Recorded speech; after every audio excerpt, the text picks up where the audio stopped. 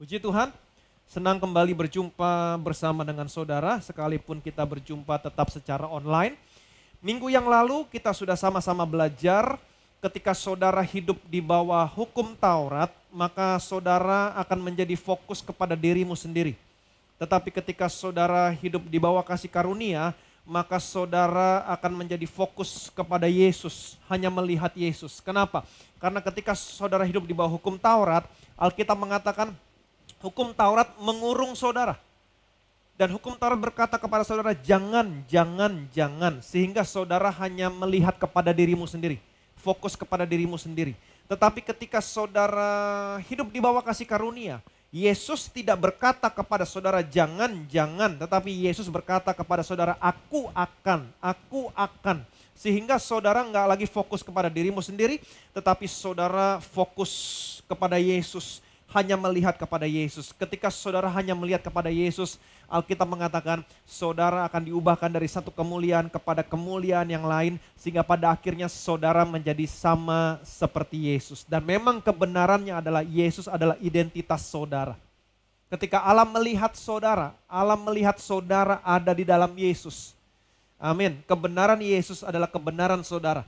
Kekudusan Yesus adalah kekudusan saudara. Ketika Allah melihat saudara sama seperti Allah melihat Yesus. Jadi saudara harus bisa menemukan pelayanan yang tidak membuat saudara melihat kepada dirimu sendiri, tetapi saudara harus bisa menemukan pelayanan yang membuat saudara selalu melihat kepada Yesus. Dan hari ini saya mau kembali mengajak saudara untuk sama-sama melihat Yesus sebagai imam besar saudara, imam besar saya. Dan saya percaya ini akan memberkati saudara. Yang percaya boleh bilang amin. Ibrani pasal 9 ayat yang ke-11. Tetapi Kristus telah datang sebagai imam besar untuk hal-hal yang baik yang akan datang.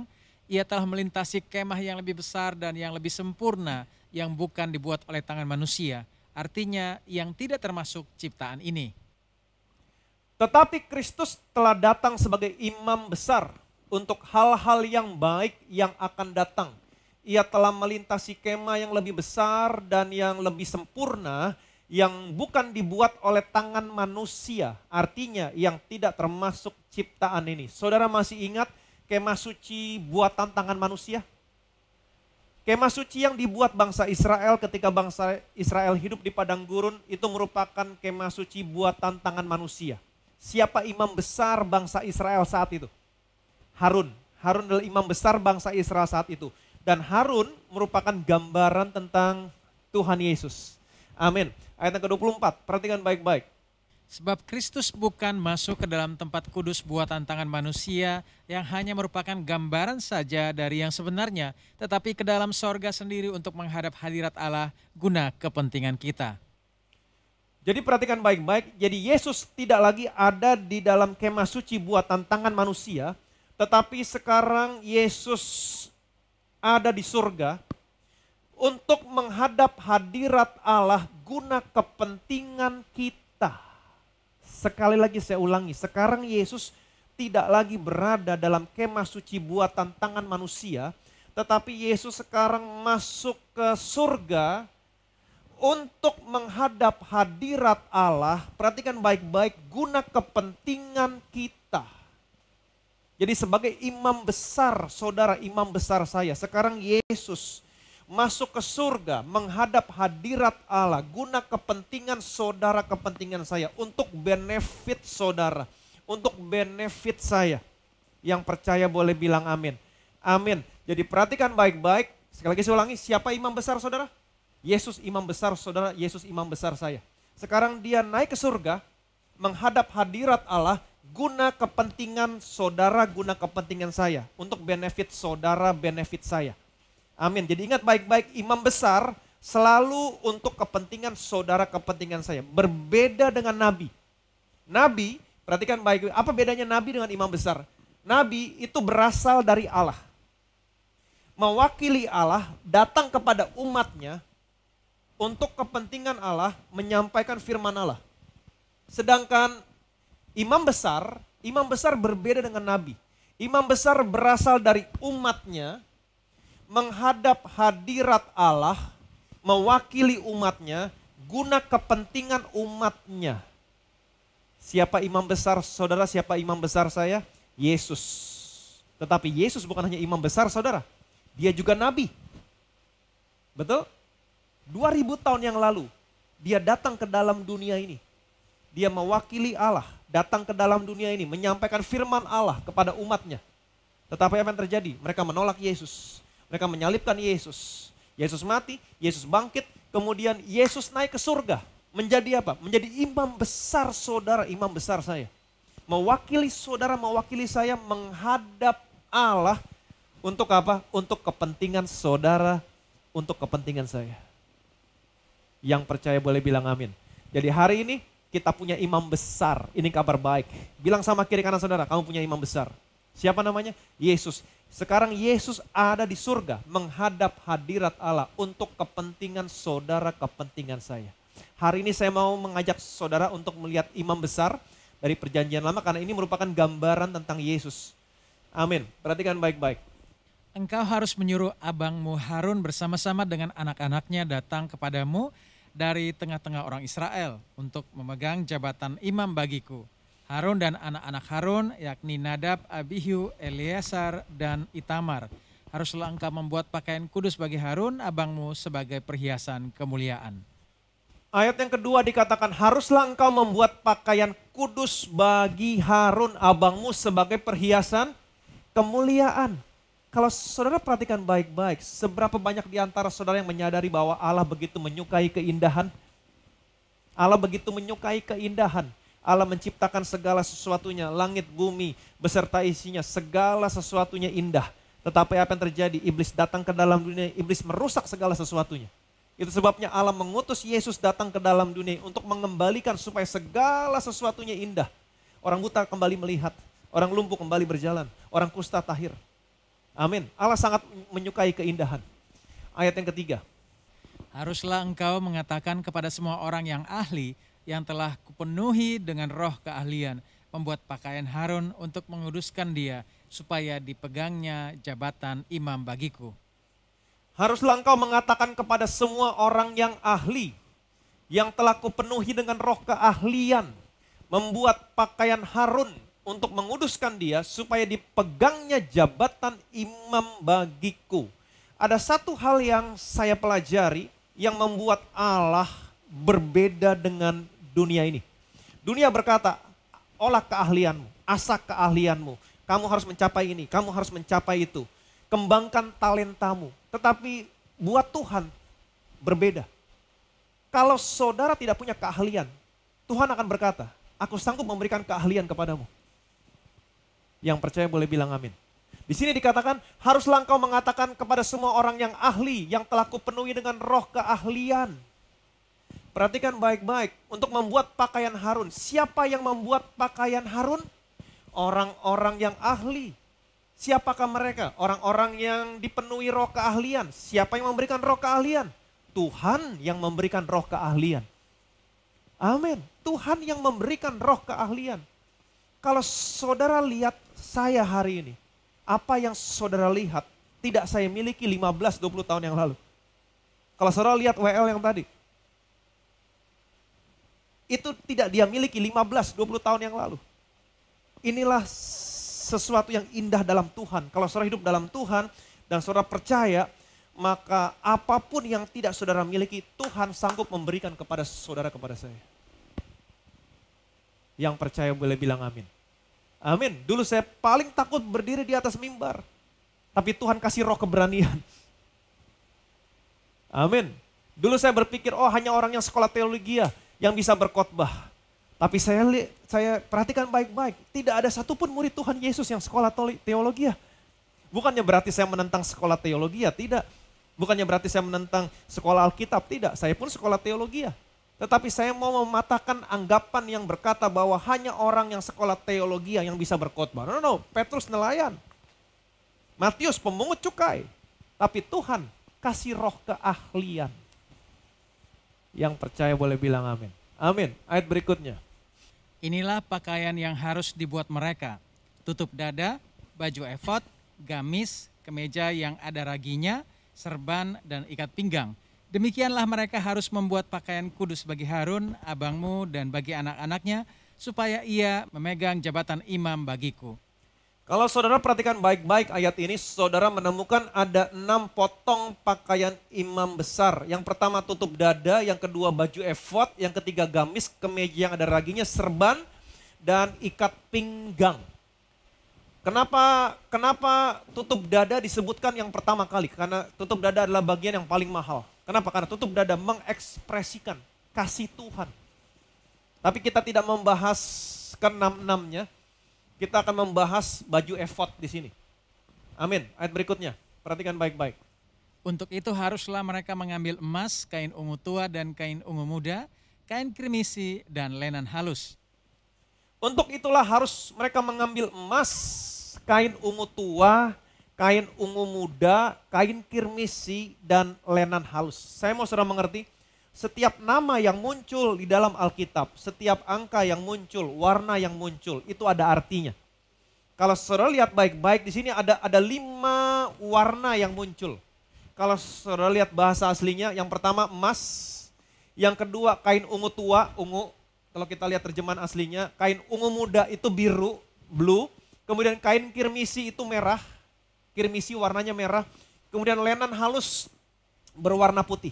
Tetapi kalau saudara perhatikan baik-baik pakaian imam besar, maka saudara tidak akan pernah melihat warna putih. Kenapa? Karena warna putih ada di bagian dalam. Kalau saudara bikin baju itu dalamnya ada furing, ada bagian, ada lapisan dalamnya, furing. Itu warna putih. Jadi saudara sesungguhnya tidak melihat warna putih. Karena warna putih ada di bagian dalam. Yang saudara lihat hanya emas, ungu, biru, dan merah.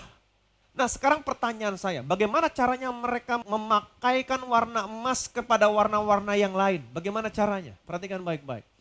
Ini pekerjaan tangan ahli. Mereka menempa emas papan dan dipotong-potongnya lah itu menjadi benang emas untuk dipakankan pada kain ungu tua, pada kain ungu muda, pada kain kirmisi, dan pada lenan halus buatan seorang ahli.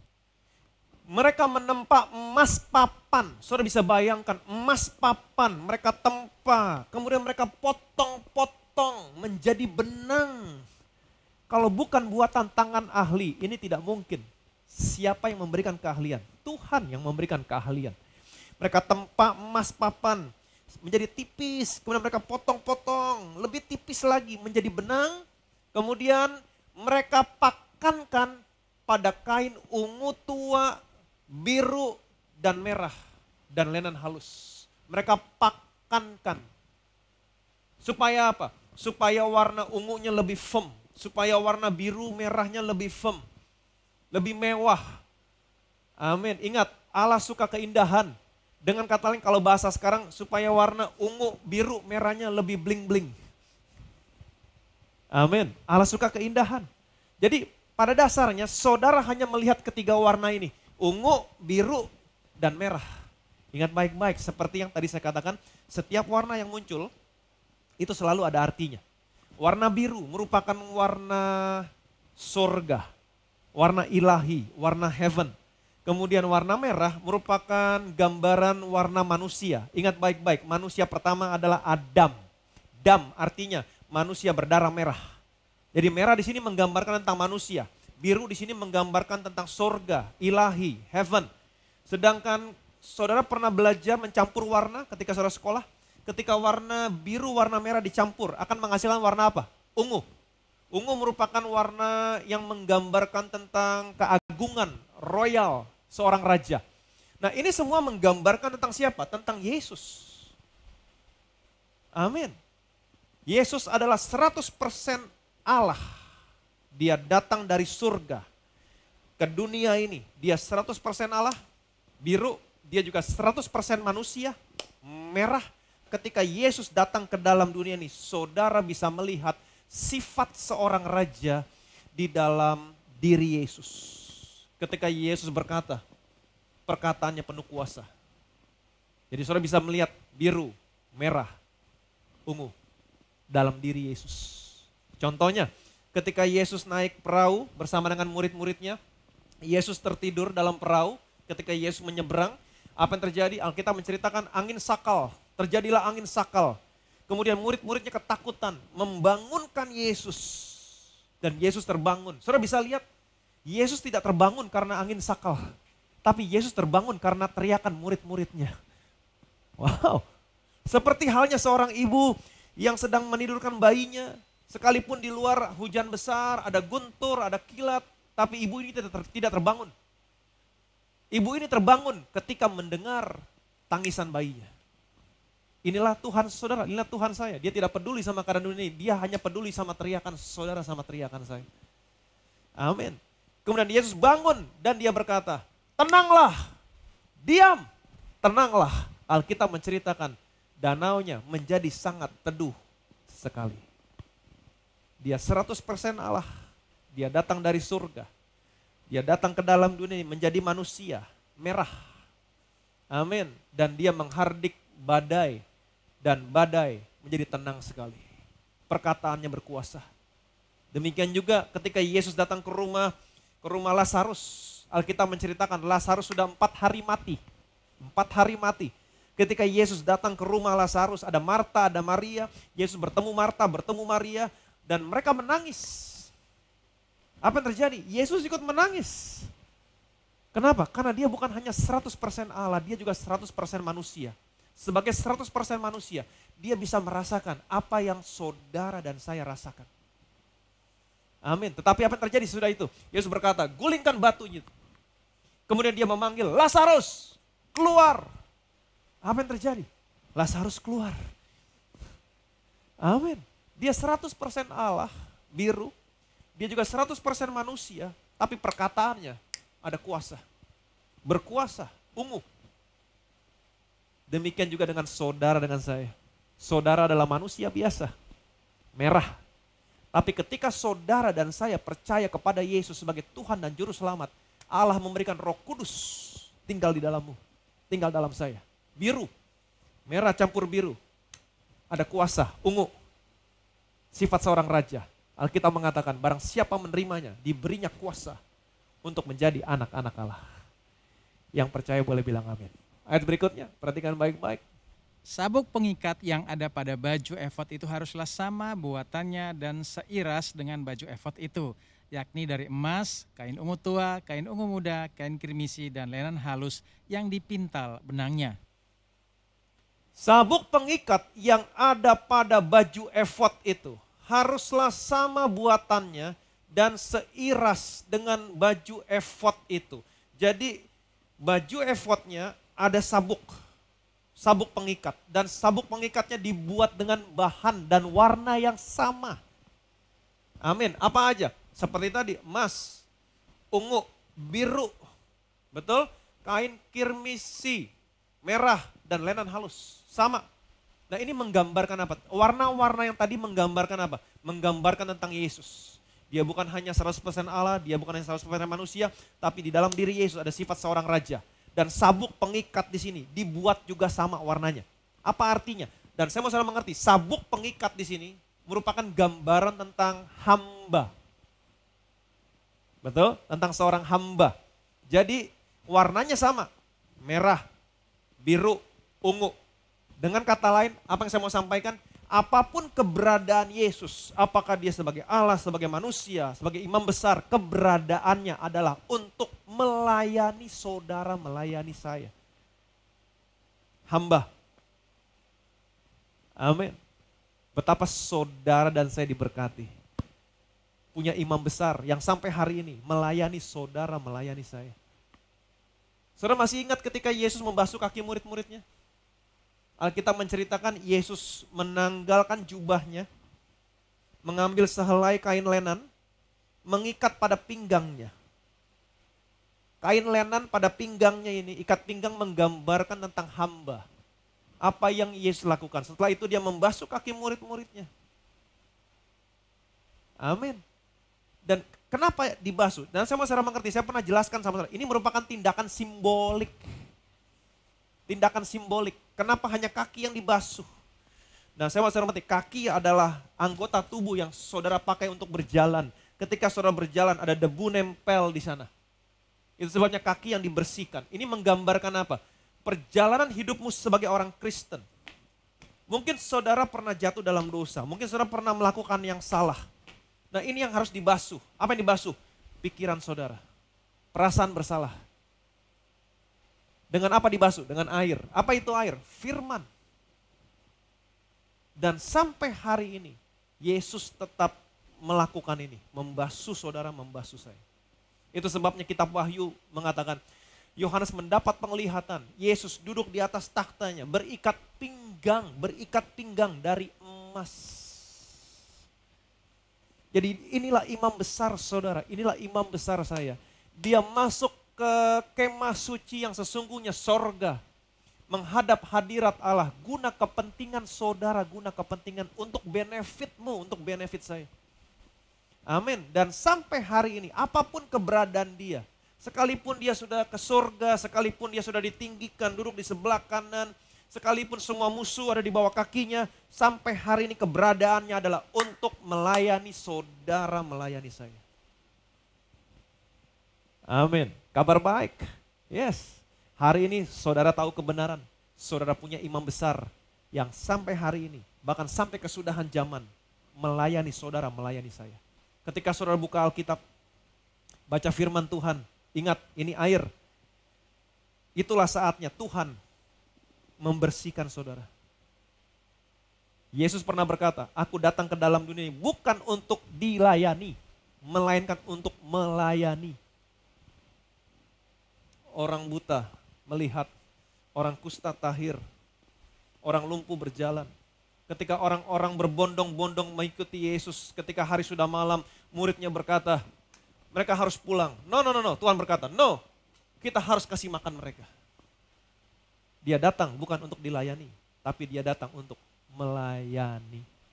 Dan pribadi ini sekarang ada di surga, menghadap hadirat Allah, untuk kepentingan saudara, kepentingan saya. Dia tetap melayani sampai hari ini. Membersihkanmu, menyembuhkanmu, memberi makan kamu, memelihara kamu. Yang percaya boleh bilang amin. Jadi situasi apapun yang kita hadapi hari ini, dunia boleh berteriak kelaparan, dunia takut wabah penyakit. Tapi hari ini di surga kita punya imam besar. Memang dia sudah ditinggikan, dimuliakan, duduk di sebelah kanan. Tapi Yohanes melihat, penglihatan Yohanes memberikan kabar baik kepada saudara, kepada saya. Sekalipun dia sudah dimuliakan, ditinggikan, dia tetap memakai ikat pinggang. Apa artinya? Keberadaannya tetap melayani saudara. Dia juga pernah berkata kepada bangsa Israel, aku datang karena aku mau melindungi kamu seperti induk ayam melindungi anak-anaknya, tapi kamu gak mau. Tapi hari ini dia ada di sana guna kepentingan saudara, guna kepentingan saya. Kalau ada di antara saudara yang sakit, ingat kamu punya imam besar, dia akan menyembuhkanmu. Setiap kali kamu duduk buka Alkitab, dia membersihkanmu. Dunia boleh teriak kelaparan, tapi seperti yang dia katakan kepada murid-muridnya, mereka harus pulang. Tapi Yesus berkata, no, kita harus kasih mereka makan. Dia akan pelihara saudara hari ini. Amin. Seperti dia datang ke dalam dunia ini, ingin melindungi anak-anak bangsa Israel seperti induk ayam, melindungi anak-anaknya. Demikianlah ini yang dia lakukan sekarang sama saudara. Dunia boleh ketakutan, tapi hari ini dia mengembangkan sayapnya, menudungi saudara, melindungi saudara dengan sempurna. Yang percaya boleh bilang amin. Jadi jangan pernah takut. Inilah Yesus saudara, inilah Yesus saya. Dunia boleh berteriak kelaparan, dunia boleh ketakutan, tapi kita punya imam besar di surga. Dia ada di sana, melayani saudara, melayani saya, guna kepentingan kita semua. Yang percaya boleh bilang amin. Bilang sama kiri kanan saudara, jangan takut. Kita punya imam besar yang sampai hari ini masih tetap melayani. Yang percaya boleh bilang amin. Saya punya satu kesaksian buat saudara. Saya akan bacakan buat saudara. Wow, kita punya imam besar yang melayani saudara. Bahkan ketika saudara tidak punya keahlian, dia kasih keahlian sama saudara. Shalom. Salam kasih dari Allah Bapa yang sangat mengasihi kita anak-anaknya. Saya unik, saya mau membagikan kesaksian tentang bagaimana anugerah Tuhan itu begitu sempurna dalam kehidupan saya. Saya diperkenalkan kepada Bethesda Church Indonesia yang mengabarkan Injil kasih karunia oleh seorang kerabat dari Jakarta pada awal masa pandemi. Sebelumnya kami bergereja di gereja lokal, tetapi saat pandemi kita harus beribadah secara online. Disinilah perjalanan keluarga kami dalam mengenal Injil kasih karunia Tuhan dimulai. Setiap minggu kami mengikuti khotbah tentang Injil kasih karunia Tuhan melalui Pastor Ivan Tanujaya secara online. Lambat laun kami semakin dibukakan tentang begitu besarnya kasih karunia Tuhan yang dilimpahkan bagi anak-anaknya. Keluarga kami juga sangat diberkati melalui kesaksian-kesaksian bagaimana Tuhan menolong dalam setiap pergumulan dan tantangan. Saya adalah seorang ibu rumah tangga. Selama bertahun-tahun saya bergumul mendapatkan pekerjaan yang sesuai dengan latar belakang pendidikan saya. Dengan tetap dapat mendampingi anak-anak. Beberapa kali saya mencoba usaha dan belum berhasil. Bahkan ada saat-saat di mana saya ditipu orang dan uang modal kerjasama dibawa lari orang. Saya sampai sakit hati dan sulit untuk mengampuni. Tetapi setelah saya mulai mendengar kabar baik dan belajar Injil kasih karunia, saya mulai memahami bahwa Tuhan itu jauh lebih besar dari setiap masalah dan keadaan yang kita hadapi karena tidak ada yang dapat memisahkan kita dari kasih Kristus. Lambat laun saya bisa mengampuni orang-orang itu dan hati saya dipenuhi damai sejahtera yang begitu besar. Hidup saya menjadi begitu ringan, tanpa beban karena saya tahu anugerah Tuhan selalu ada buat keluarga kami. Beberapa minggu yang lalu saya mendapat tawaran pekerjaan yang sesuai dengan yang saya inginkan. Meskipun saya tidak ada pengalaman kerja yang mendukung. Semua karena anugerah Tuhan semata. Dia buka jalan, dia buka pintu yang baik. Pekerjaan ini berhubungan dengan background pendidikan saya. Dan saya tetap bisa mendampingi anak-anak selama bekerja. Selama menjalani pekerjaan ini secara ajaib Tuhan menuntun. Seperti memberi arahan kepada saya apa yang harus saya kerjakan step by step. Tuhan bukan hanya menyediakan pekerjaan buat saya, tapi dia juga menyertai saya dalam mengerjakannya. Apa yang harus saya buat, apa yang harus saya baca, apa yang harus saya persiapkan. Semua itu Tuhan tuntun, semua karena kebaikannya. Kalau dilihat dari segi kualifikasi, saya tidak dapat memenuhi syarat. Karena banyak orang yang memiliki keahlian yang jauh melebihi saya. Tapi Tuhan kasih keahlian. Amin. Tapi kasih karunia itu lebih daripada apa yang saya bayangkan. Lebih daripada apa yang saya ukur. Apa yang tidak pernah saya lihat dengan mata, dengar dengan telinga, timbul dalam hati. Itu yang Tuhan sediakan bagi kita yang mengasihinya. Puji nama Tuhan, segala kemuliaan, segala hormat, segala sanjungan, segala syukur hanya bagi Tuhan Yesus Kristus. Amin. Jadi dalam situasi seperti sekarang ini, saudara gak perlu takut. Ingat baik-baik, saudara punya imam besar hari ini. Imam besar yang tidak hanya duduk di sebelah kanan, tapi imam besar yang terus melayani. Karena Yohanes mendapat penglihatan Yesus memakai ikat pinggang dari emas. Artinya apa? Ini gambaran sebagai seorang hamba. Jadi apapun keberadaan Yesus, apakah dia Allah, apakah dia manusia, sebagai manusia, apakah dia sebagai Tuhan, imam besar saudara, keberadaannya adalah untuk melayani saudara, untuk kepentingan saudara, kepentingan saya. Apapun kebutuhanmu hari ini, apapun tantanganmu hari ini, jangan pernah berhenti datang sama Yesus, tetap datang sama Yesus. Dan izinkan dia melayani saudara, izinkan dia memberkatimu, izinkan dia menyembuhkanmu. Dan saudara tinggal melihat dan menikmati kebaikan dari Tuhan Yesus. Yang percaya boleh bilang amin. Amin. Bapa dalam surga, kami bersyukur Tuhan, hari ini kami tahu bahwa kami punya imam besar, agung kami, yang duduk di sebelah kanan. Engkau memakai ikat pinggang dari emas, artinya sekalipun kau sudah dimuliakan, duduk di sebelah kanan sebagai imam besar, keberadaanmu di sana bukan untuk kepentinganmu sendiri, tapi guna kepentingan kami. Engkau tetap melayani kami sampai kepada kesudahan zaman. Kami percaya Tuhan, sekalipun dunia berteriak kelaparan, ketakutan, tapi hari ini kami punya imam besar yang terus melayani kami, memberkati kami, memproteksi kami, memberi kami makan, memelihara kami dengan sempurna sehingga kami tidak pernah kekurangan sesuatu apapun. Segala kemuliaan, segala hormat, segala pujian hanya bagi nama Tuhan Yesus Kristus. Sama-sama kita katakan amin.